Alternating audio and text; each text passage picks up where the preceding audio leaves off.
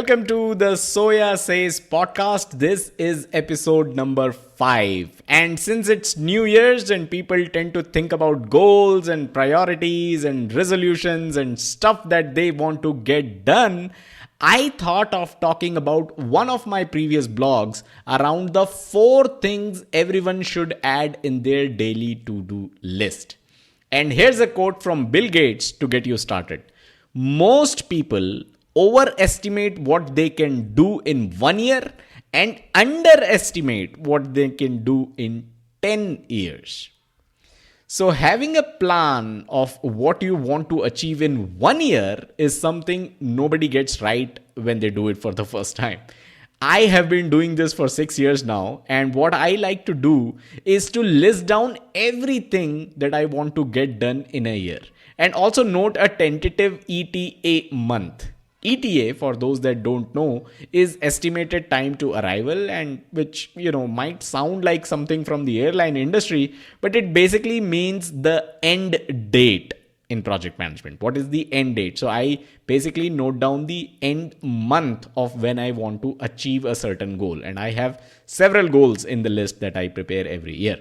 So after you have a month in mind where you want to finish a goal, you need to break the goal down into its constituent activities. And this might sound complex, but it actually happens automatically if you review your goals timely.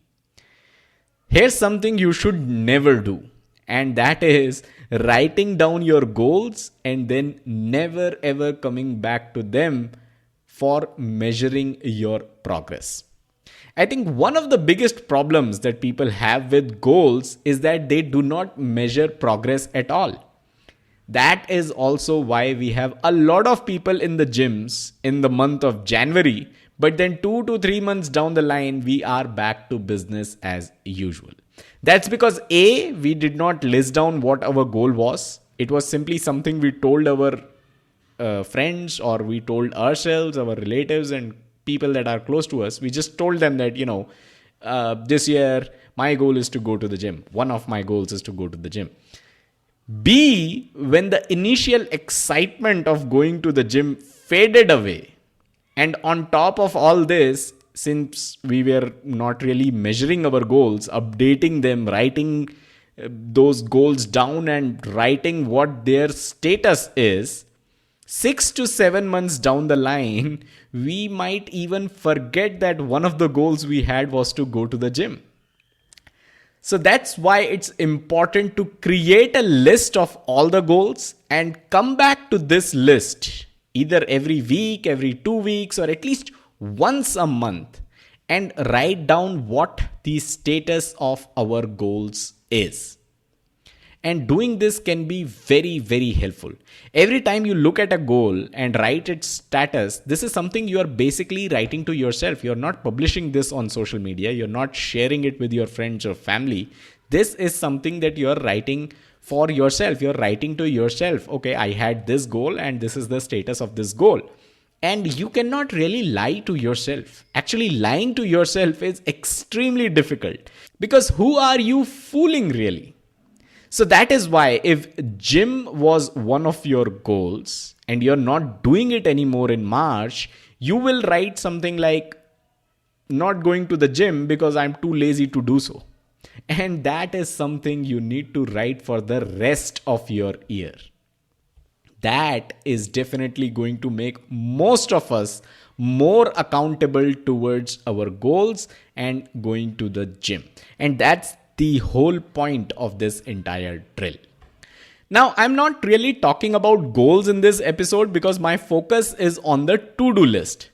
But eventually, if you see, goals actually translate into action items on your to-do list as well. For example, if the goal is to join a gym, you might have to take several steps or several action items for this goal. You need to find a nearby gym, you need to find a good trainer, you need to finalize what time you will be going to the gym every day, whether you're going to go every day or 5 or 6 times a week, and if there are any other commitments that you need to adjust so that you can make time for the gym, right? So the first step in achieving this goal of joining a gym, the first step is to find out which gym you are going to join. And this action item of finding out a gym will eventually end up in your to-do list.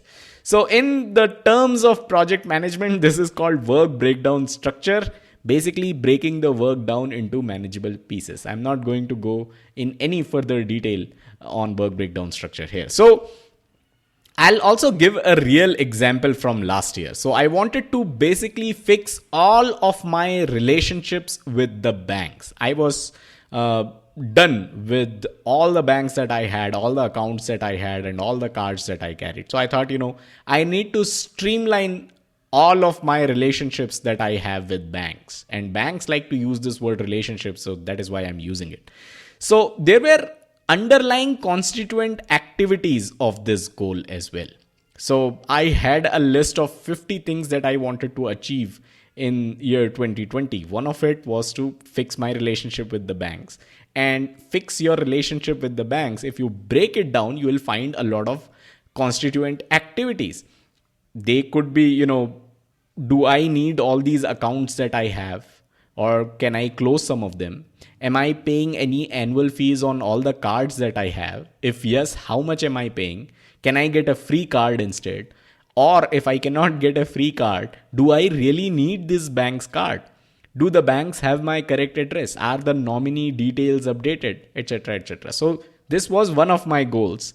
Now, of course, because of the lockdown and social distancing restrictions and all that, not everything got done, but you get the idea of how to have a goal and break it down into activities. And then these activities can then land up in your to-do list. I like to maintain a weekly to-do list. There are certain activities that are recurring on the weekly basis. For example, creating a project management video or writing an article for my project management website. That's something I want to do every week. But additionally, when I review my goals and find out that I have one of the goals that I have is to streamline my relationship with banks, something like visiting the bank will also land up in my weekly to-do list. And for me, a to-do list is actually a must. It keeps me focused and on track. It is also what keeps me away from all the web series and other bingeable stuff out there. The to-do list is also a great reminder, sending a word to yourself about what you should be spending your time on, because you have so many things to do, so many goals to achieve. So with that being said, let's talk about the 4 things that should be recurring items in your to-do list. Number 1 is hobbies. Usually we are not serious about our hobbies. Let's understand that a hobby that doesn't excite you is simply something that you like. And you may like listening to songs, but how exciting is it really? Not only does a good hobby acts as a stress buster, it is also the immediate next activity that can keep you occupied apart from your job or studies.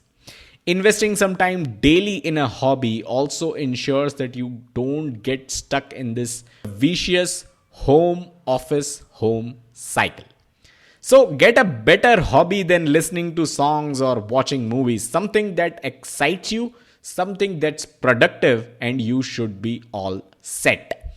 Number 2, relationships. All of us thrive on relationships, be it our spouse, kids, parents, friends, or relatives. It is thus necessary to dedicate some part of the daily routine and keep up with them. You don't have to go and meet everyone face to face. We are used to it now because of 2020. In fact, if there's something that 2020 has taught us, it's that phone calls, text messages, and video calls, they also count. Number 3 is health. One thing that promises to be with us till the very end is our body. Now, isn't that a reason enough to ensure that it remains healthy? There are plenty of 10-minute workout ideas out there on the internet, which you can definitely refer to. However, it is important to note that when we talk about good health, it doesn't really mean that you need to transform yourself into The Rock, right? Dwayne Johnson, that is. A 10-minute daily workout is actually what even some of the doctors suggest to stay healthy and fit. Number 4, finally, is faith, religion, God, or whatever that you believe in, whatever you like to call it. If you believe in a greater power that is taking care of everything in the universe, you should take some time out to thank Him for all the good things in your life. And at the same time, pray to get the not so good ones fixed. Even if you're an atheist and you don't really believe in any, higher power, this is a good time to reflect upon yourself as well.